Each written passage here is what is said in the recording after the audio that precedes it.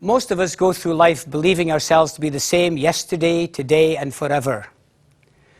Well, maybe. Am I the same person that I was when I went to high school? There's much about me that's the same, and whether that's good or bad is a matter of opinion. But in another way, I'm not the same. Certainly, I don't look the same. This was me when I was a little kid. Cute, huh? Here I am when I was in high school. And this is when I got married. And then here's a picture with me and my wife. And then one with Carolyn and the boys and myself. Here's me just a few years ago with my boys. And here, as you can see, is me now. Maybe by the time you watch this, I'll look different again. But will I be different? All of these are pictures of Bill Webster. But I have changed, not just physically, but in other ways as well. So our next grief guideline. After a significant loss, a part of me is missing. So I need to discover, who am I now? Who am I? That's a good question. And for the first time since my early teens, I'm not sure. I've defined myself by what I did. I was a caregiver. I was a career woman. I was a mother to my kids. But now, I'm an orphan. My kids have grown up and don't need me in the same way anymore. And I put my career on hold to look after Mom. And now I've lost that job. Yeah. Who am I? Seems weird that at my age, I have to reinvent myself all over again. Or maybe I have to rediscover myself. Usually people begin to find their identity, who I am, in their teenage years or in their 20s. We often define ourselves by some of the roles and relationships in our lives. Certainly, I thought I had found my identity. I was Scottish, a heritage I'm proud of. I had a career, and often what we do helps to define who we are. I was a husband and a father, but I was also a son and a brother. I was, by definition, relatively normal. But when Carolyn died, that definition of normality changed. Any major loss, whether by death, divorce, or disaster, or simply just by circumstance, changes us in a personal way. For what do we lose when someone dies? Fundamentally, we lose a part of ourselves, that relationship, that role. Suddenly, I'm not the same as I was before. The only thing I ever wanted to be in life was a good mother. In my background, there was a lot of dysfunction, so I wanted to prove that I could be a good mother. And as time progressed and Michael passed, and then Kim was lost, and it was like, oh my God, who am I? I know who I am when I go to my workplace, and I'm very strong there. But when I go home, not even thinking I've got a partner in life that's right there who loves me dearly, but it wasn't enough. And I'm thinking, okay, what do? I want to change my name, I want to have a facelift, everything about me needs to change. And it was a process, but what will that do? I'm still... So that person's still not in your life anymore. Exactly, because part of my roles in life was when Mike was ill, me sitting at the side of his bed. You know, when my daughter needed something, here's Mom looking after the kids. So the major parts of my life were lost, and I didn't know how to get that back. He was my only son. He carried on my life, my name. That's gone. But most importantly, you lose part of yourself. You lose your future with that individual. You lose the ability to share with that individual for the rest of my life. Everything was cut off in one split second. His life ended, my future ended with him. But there's just half of me missing right now. And how does that affect my future? I don't fear a lot of things anymore. I don't fear pain. I don't fear death. I respect death, but I don't fear it. I live for today a little more than I ever did before. And I try not to worry too much about tomorrow anymore. Of course, I still have a future for myself, for my daughter, for the rest of my family, my friends, my colleagues. But the future with him is gone. And remember, as a parent, a good part of your life and your future is for your children. Well, the biggest change since he's passed away is becoming a single child, I think, for me so far. Besides the loss, being a single child really, you know, I don't have somebody to complain about my parents with, or, you know, get advice from about, you know, or just balance things out in the family. And then besides that, just the loss of the friendship and the companion.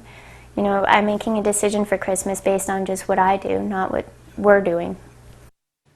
And when that long taken for granted self is shaken and challenged by a significant loss, it can be difficult to find out, well, who am I now? Consider this important grief guideline. It is important to realize that we are not just products of genetic makeup. Who we are is determined by our experiences and by how we allow them to affect us. After she died, I felt like my old self had been destroyed. What I lost was the old life that had made me feel like myself. Can I give an example of a girlfriend of mine who her husband died very suddenly. I think I've shared this with Bill. Had a heart attack, massive heart attack, never said goodbye, nothing. And they had just been to his father's funeral. So it went down to the funeral, and she was just beside herself. She went through about 3 years after that of really trying to restructure her life, and actually almost took her life at one point because didn't think she could go on. And then about a year later she called me and said, well, the first thing, her husband was a rabbi, and so all of her life she'd had jobs but never a career, so she'd always followed him around from congregation to congregation, and never had really a persona other than she was the rabbi's wife. So when he died in that congregation, all the widowers were in their 80s and 90s, like you were saying earlier. There was nobody that was 45, 50, you know, and so the issues were very different. She really struggled, and then she called me one day and said, I've decided what I'm going to do with my life. I'm going to be a rabbi. She just was ordained in June this year, 5 years of school, but she went on, her path was so difficult trying to define who she was, figure out what it all meant to her, and it was that she went back into a spiritual place for her, which is something that she had kind of given up years ago because of his career. And you know, but it took her that length of time to kind of get herself up that slope, if you will, and to try to figure out what was going to make sense for her, which might not make sense for anybody else, but it made sense for her. For me, I lost my life partner to AIDS, I lost many friends to AIDS, and then I lost my best friend to AIDS. So within a very short period of time, my whole world completely changed. I still had very good friends, but my best friend, my life partner, all the people that were my nucleus were gone.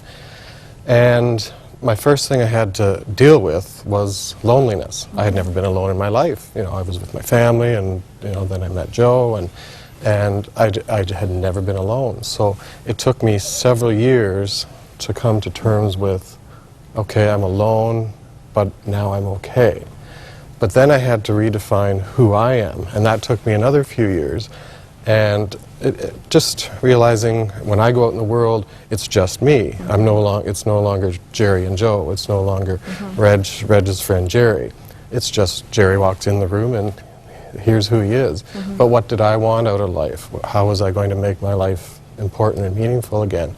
Took me many years, but today I now know who I am, what makes me happy, and I'm happier than I've been in many, many years. So, but a long, long process. First dealing with the loneliness, and then try to figure out who I am. That's right.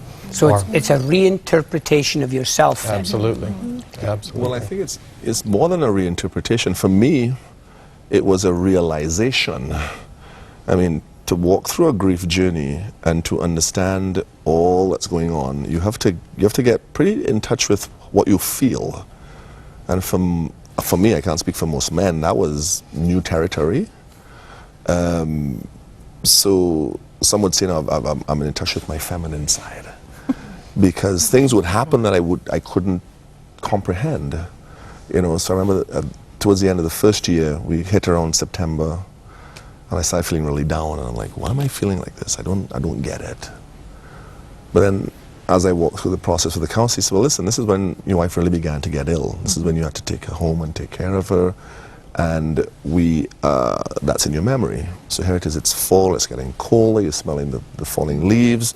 So all of that's coming back. So even though it's not conscious, it's still sitting there in your psyche.